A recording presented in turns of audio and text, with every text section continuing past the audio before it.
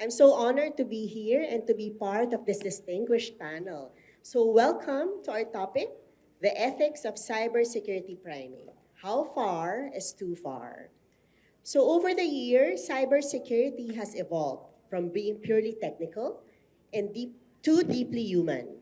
We are no longer just patching systems or creating solutions. We are influencing behavior. And at the heart of this shift is something called priming. In simple terms, and as wonderfully discussed during Forum 1, priming is the use of subtle cues, sometimes conscious, sometimes not so conscious, to direct behavior. In cybersecurity, this could mean simulated phishing emails, color-coded warnings, or behavioral nudges embedded in workflows. The goal is usually good and well-intentioned to help users make safer choices. But the methods? They raise important ethical questions. After all, at the core of human behavior is the role of ethics, and that cannot be undermined. We all understand that cybersecurity is about managing risk. I think Christina wonderfully laid that down earlier. Not eliminating it, but really managing it. And effective risk management always comes down to two things, likelihood and severity. When we apply priming techniques, whether it's through nudges, reminders, or phishing simulations, we are aiming to lower the likelihood of a breach by influencing how people respond. And by improving these interactions, we also reduce the potential severity of any incident. Priming is grounded on behavioral science. It draws from psychology, the way people think, and to guide how people react under pressure or uncertainty. Sounds familiar, everybody? In cybersecurity, this means we are not just raising awareness. I think we are past that already. We are shaping judgment, attention, and everyday choices. But here's where it gets tricky. If these nudges are too aggressive or too subtle, they can backfire. We might damage trust, cause stress, or lose sight of the line between influence and manipulation. So the big questions are really, when does helpful guidance become deceptive? Are we respecting users' autonomy or exploiting their weaknesses? And when we automate these nudges with AI, are we still in control or crossing ethical lines? So research shows that priming can indeed reduce risk-taking behavior. More than just, positive or negative statements, it's really priming or forming good judgment from people that can help cybersecurity defense. But other studies show that also, while simulations may be effective, they can also lead to stress of people who are, who fail the test, right? As General said, attacks now are increasingly sophisticated. So this is beyond a tech conversation. It is about people and trust. And I'm honored to moderate today's session with women leaders from Sophos, Trend Micro, and Transcend Technologies, and their esteemed PNP Brigadier General and PNP ACG Director Bernard Yang, and to bring more depth to our discussion from engineering, leadership, and security culture perspectives. So I'll jump straight into it, and this is a question for all of you. Let's begin by grounding our discussion on what priming is. Maybe just a simple definition, just to ground this discussion. And how does it influence end user behavior or even the strategy of attackers? Maybe I'll start with Lynette. Yeah, Yeah. thank you. Hello. Yeah. So basically, priming was already defined. It's a psychological technique, but in the light of cyber defenders like us, we use that positively to heighten the awareness of our employees when it comes to cybersecurity. And on the other side of the fence, the cyber criminals use that to weaponize social engineering tactics. So that's priming in two different lights. Thank you for that. It's really a twofold thing, right? It's used to defend, but it's also used to offend, right? Could you share concrete examples, maybe Christina? Can you help us out? Yeah. Yeah. Okay. So priming in cybersecurity, basically, so there are different types of priming. So I think the ethical ones would be like, for example, if you are asked to, based on the user interface, if you are asked to reset your passwords, basically there's already cues, giving you cues, so that you're trying to influence the user to do a more secured way of creating passwords. So something like that. So that's an example. I think in our everyday lives, we always have these cues in place. If you're outside, if you see that there's a pothole, there's a risk, there's a cue. So you are influenced, or it tells your mind that, okay, you have to be careful because there's a potential risk. So that's an example. That's so true, right? The risks are getting higher for many of our users or even our employees and coworkers. Thank you for that. Um, Apple, April, sorry, April. Do you know of any technologies that are more advanced in terms of helping companies use priming techniques?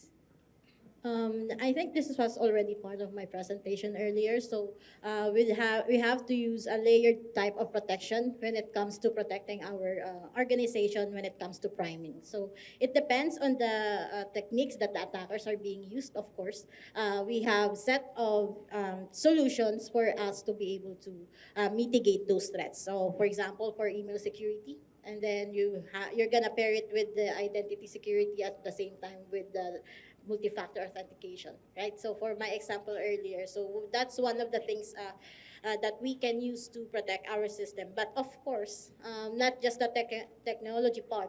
We should have the help with our employees or the one belong to the organization. They should have the awareness as well for those kind of technologies being used. What are the use of those technologies so that they are able to use it effectively for them to be able to be protected within the organization. Thank you for that. Those are really useful technologies because we as people, we always use technologies for our purpose, right? But we always forget to defend ourselves. So, it's like going back to school. Aside from learning, you also have to learn the defenses and have that proper mindset. And for General Yang, General, you've seen a lot of cases. How do you think priming is also used by attackers these days?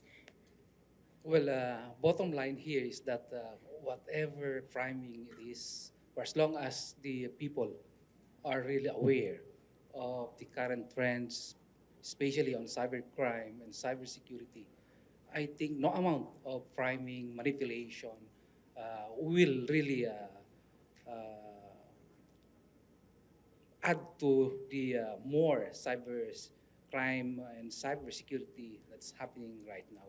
So I keep on telling in every fora that I'm invited that awareness is very important because as you can see in my data that I presented this morning, all walks of life are being victimized on the different online scheme right now.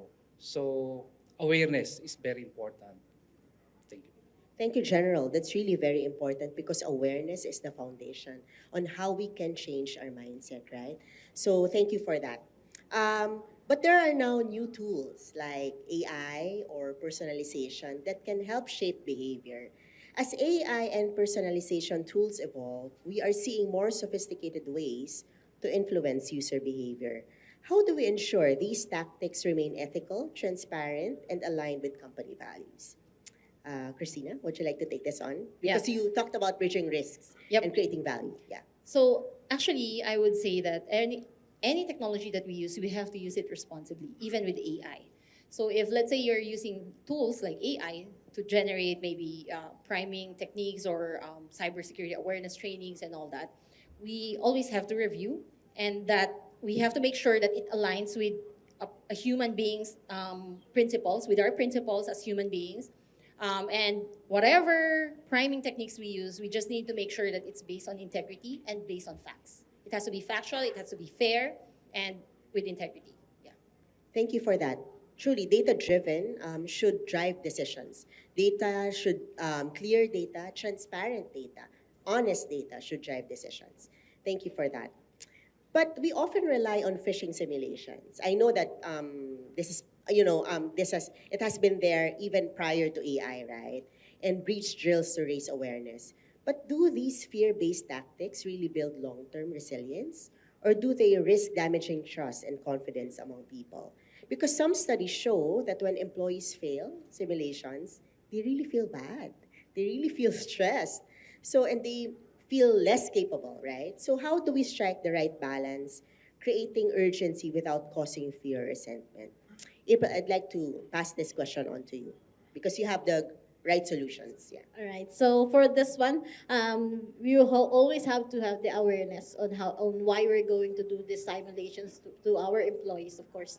If you are transparent of what is the aim of doing the simulations, if you are able to explain it to them, how is it going to be done, or what are the ethical standpoints that are going to be affected to this one. Of course, the employees will be able to understand why we need to do this priming, and at the same time, if ever that they fail to pass the simulations, of course, they will be there will be training sessions for them to further understand that scenario. So with this, we were not going to let the employee be feel bad for them to be failed. Of course, we were going to guide them on how to successfully pass this kind of simulations, and at the same time, of course, it will be a lesson to them.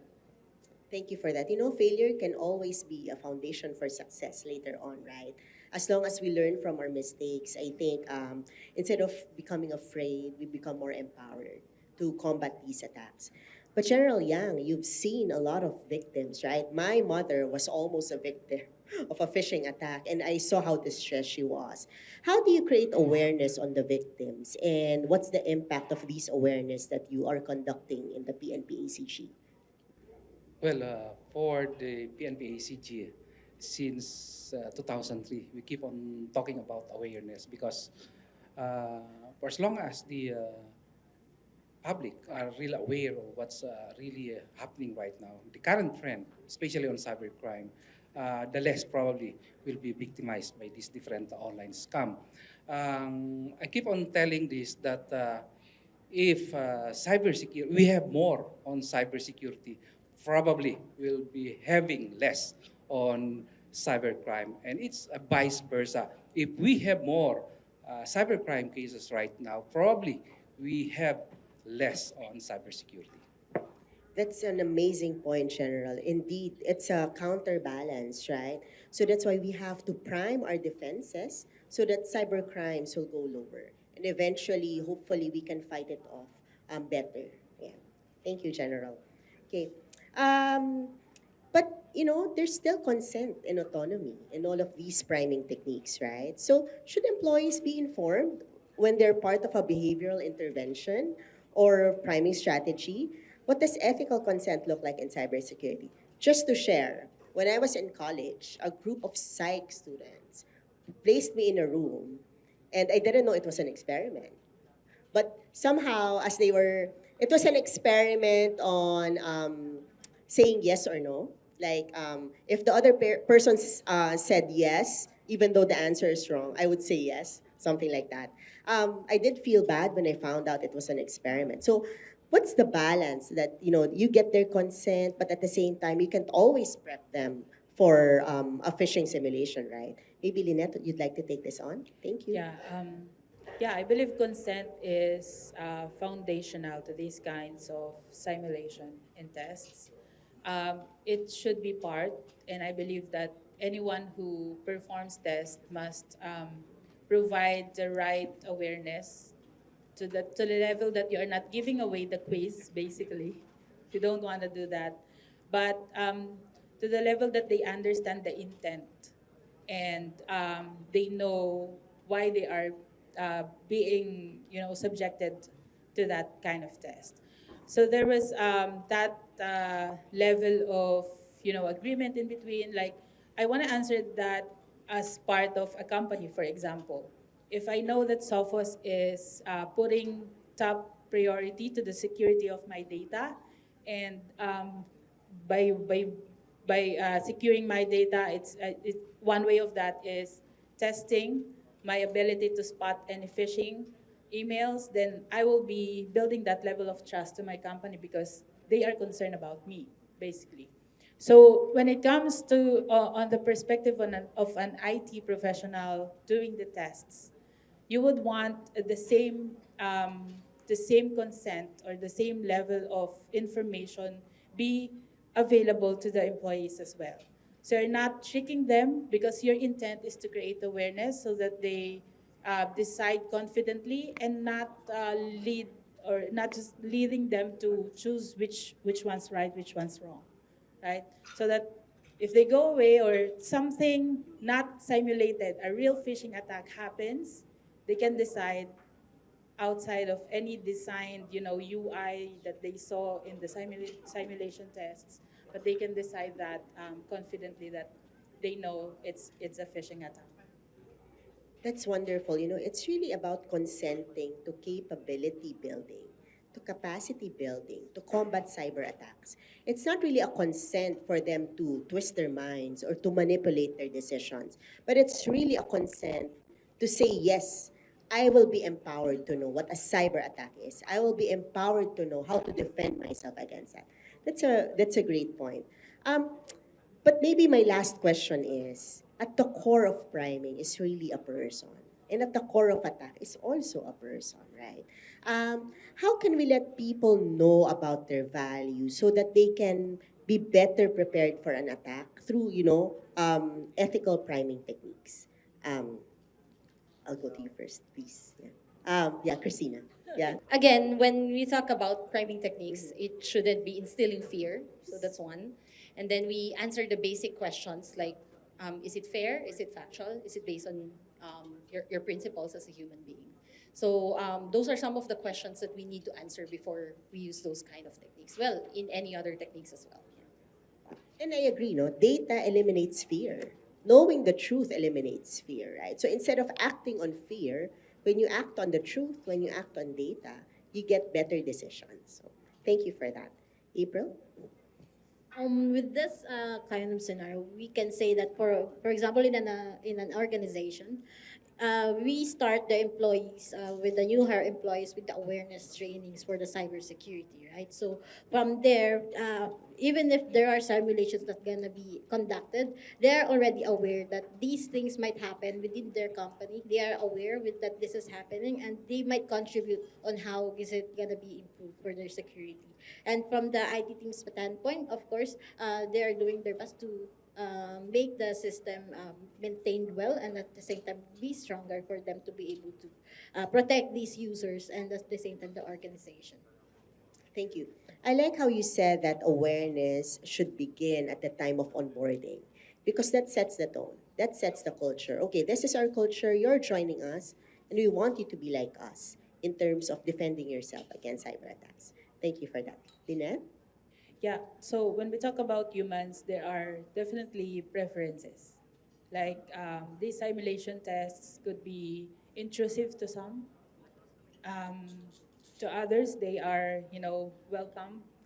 I believe that if we're considering human as part of our cybersecurity, we also consider their needs, their background, how do they perceive the tone of our, programs or campaigns, and that speaks a lot about, generations or probably their culture if they're not from this country.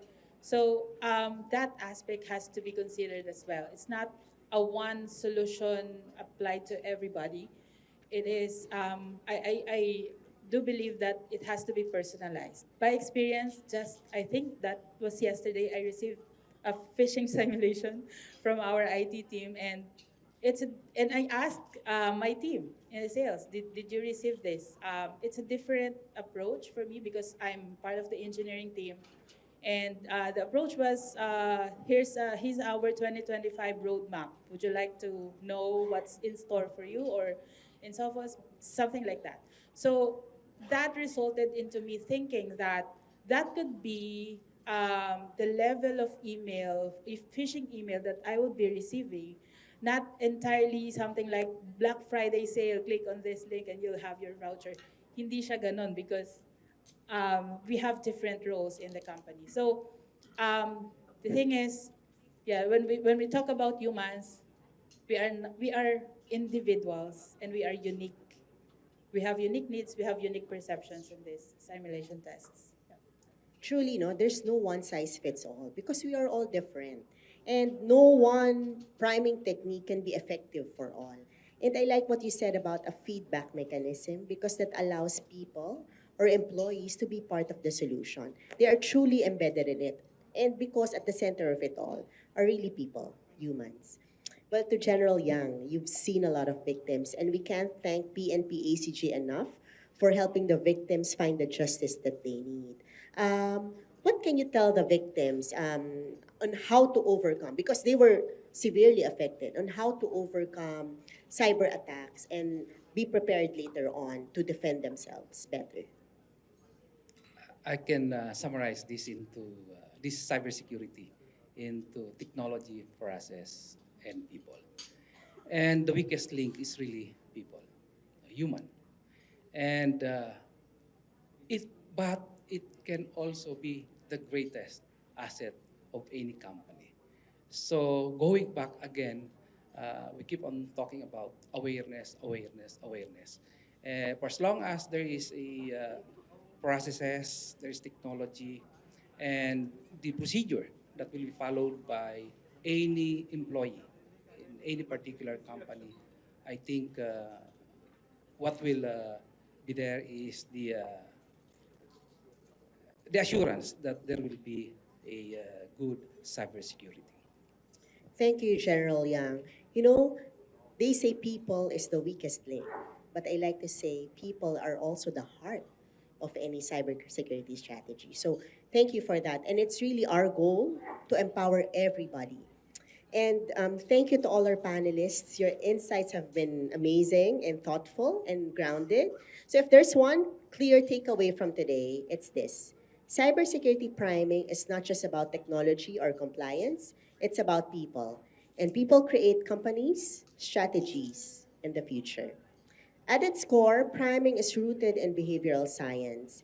It's about understanding how people make decisions in the moment, often under pressure, distraction, or uncertainty. And that makes it powerful because when used ethically, priming can guide users towards safer choices without force or fear, as Christina said. Here's the nuance. Just like in life, people often know the risks. I know the risks, right? But we have to teach people and we have to make people aware of the risks. But how, when, and why they act, that's harder to predict. That's why priming matters because it helps bridge the gap between knowing what to do and actually doing it. The most successful programs recognize this. They don't just aim to reduce incidents. As Lynette said, they aim to support people in making better choices every day. Choose better every single day. So as we return to our roles, whether we are a CISO, a DPO, an executive, a government officer, a security engineer, or a trainer, let's keep best practices in mind. Let's design with empathy. Let's guide. Let's not shame. Let's avoid burnouts of people, including our cybersecurity professionals. As Lynette said this morning, it takes a village. Be transparent when you can. Consent builds credibility. Use priming not to scare people, but to support confident, secure behavior. As Christina said during her talk this morning, it is about bridging risks and creating value. So use priming to build people's confidence, not to scare them into compliance. In fact, a study found that typical phishing simulations with embedded training didn't always make people more resilient. In some cases, it actually made them more vulnerable. So what worked better? Letting employees be part of the solution. The study showed that using staff as a group to spot and report phishing was not only practical, but also fast, sustainable, and effective in large organizations. As Lynette pointed out earlier, there should be a feedback mechanism. Because in the end, cybersecurity is not just about preventing breaches, As April said, it's about building a culture where people feel trusted, capable, and prepared to protect what matters most. Companies will need to depend on their people's long-term cooperation. It takes a village. It takes a community. We have our PNP ACG to help us build a resilient culture against cyber threats. And as we value humans, ethics become the foundation of a security culture people can believe in and want to be part of. So thank you, everybody. That ends our panel, and we now open the floor for questions. That was really an engaging exchange of insights. Yes, please stay because we will be moving on to the Q&A session. We definitely learned a lot from our moderator. Thank you very much, Attorney Lariz, and of course to all our panelists. As Attorney Lariz has mentioned, we are now opening the floor for questions. But before that, I'd like to invite once again all our delegates. You can engage and interact in this session by scanning the QR code. Can we flash that on screen and provide us any concerns or questions you may have in mind? To our Zoom participants, you can also, and of course, participate. Please ready your questions as you're also part of this. We encourage you to take this opportunity to engage with our speakers. Go ahead, ask questions, share your perspectives, and deepen your understanding of today's topic. We have our first question. Attorney Lariz, go ahead and take the floor. This is for General Yang. How does your office prepare for the AFASA law? The ACG is already well prepared for the APASA law. In fact, the data that I presented, we have already several convictions that we made. So I think we are prepared. Thank you. Thank you, General. What is our stand on sustainability or ESG? Christina, would you like to take this on? Because risk and ESG are intrinsically related. I'd like to, for the whoever asked this question, to expound further. Yeah, please. Yeah, maybe more On what context. aspect? More context, yeah? Yeah, more context. If On what ever aspect? you are here in the room, please raise your hand. I'm willing to head over to you and hand you over the microphone. If the one who asked the question is here with us on site, feel free to raise your Sustainability on hand. cybersecurity ba? Or Okay. Okay. If you are attending this event online, please expound on the question so we can answer and direct it Okay. properly. Okay, maybe I can provide the context for Christina. Sorry. Yeah, just on sustainability, because cybersecurity affects both social and governance, right? Governance in terms of how we are governing our strategies, our people, in terms of preparing them to combat cybersecurity risks. Sorry. So what is your stand on that? Is sustainability and cybersecurity part of the same spectrum, or are they like opposite to each other? I think it should be hand in hand. They should be like, it should work hand in hand, sustainability and cybersecurity.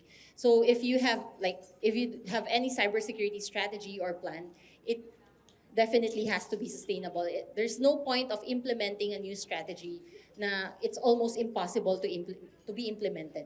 So it has to be side by side when you talk about sustainability and cybersecurity. Thank you. And you made a very good point earlier during your talk about having data-driven strategies, right? Because sustainability is founded on data. They're actually heavy on data. So must our cybersecurity strategies be. Thank you. Thank you for that. Okay. Is it the top question? Sorry. So where is the easiest point, security process, business activity, or organizational unit to introduce a priming technique? Lynette, I'll pass this on to you. Thank you. I believe that it has to be in each of those processes. Like you wouldn't want to prime your users at the start only, but to do that regularly.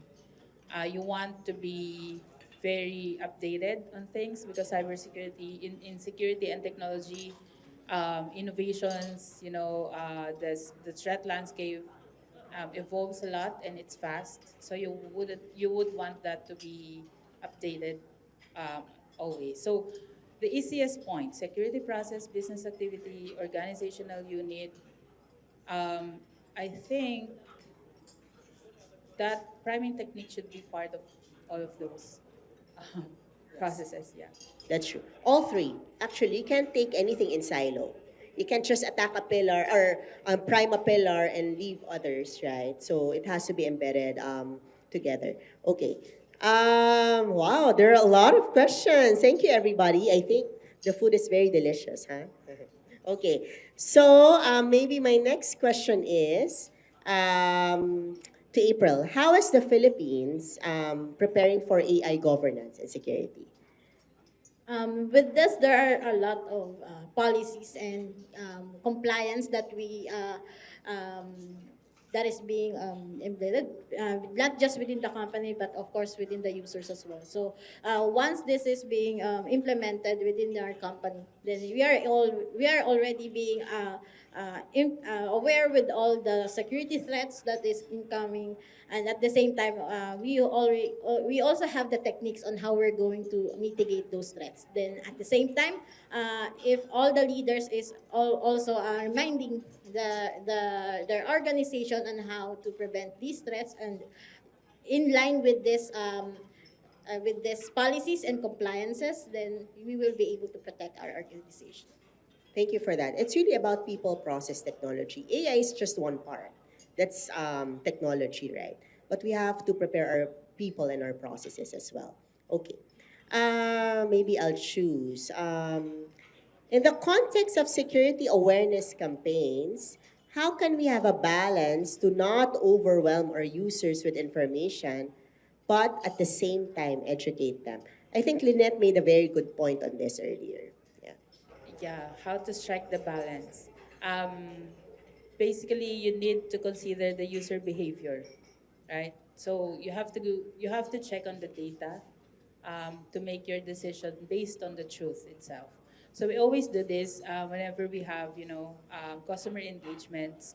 We do not put forward a certain thing or a solution right away. Like you need this, you need that. We want to understand the need. We hear the customer. We ask them questions. So as for us to design a solution for them that fits their needs, basically. At the same time, that's the process that we want to incorporate in priming our users as well. So for us not to overwhelm them with information, simulations, tests, we want to understand first their behavior. How often can you, or how often is that simulation that you want to plan in a way that you would achieve your goal and not miss out on anything. Yeah, so. Thank you for that, Lynette. And I was prompted the last question, and I like this question to be the last because it speaks about the government and private sector collaboration. So to General Yang, is there any collaborative project between government and private sectors in fighting cyber threats? Yes, we have a lot of partnership. For example, with the, I hope I can mention it here, SM. So we have a partnership wherein probably by next week or the following week, we'll be signing a MOU, and they will be showing a 1 minute video about cybercrime awareness. So not only that, we have other collaboration with different government agencies. Last week we have MOU signing with the National Privacy Commission. Attorney Nag was there in our office for us to have partnership on training capability, exchange of information, and how they will refer cases concerning cybercrime. Thank you, General Yang. And I think that concludes everything, right? Cybersecurity is everyone's responsibility. It's not just the government's job. It's not just the private sector's job. It's everyone's job. So thank you, everybody, for that wonderful panel discussion. Thank you so much.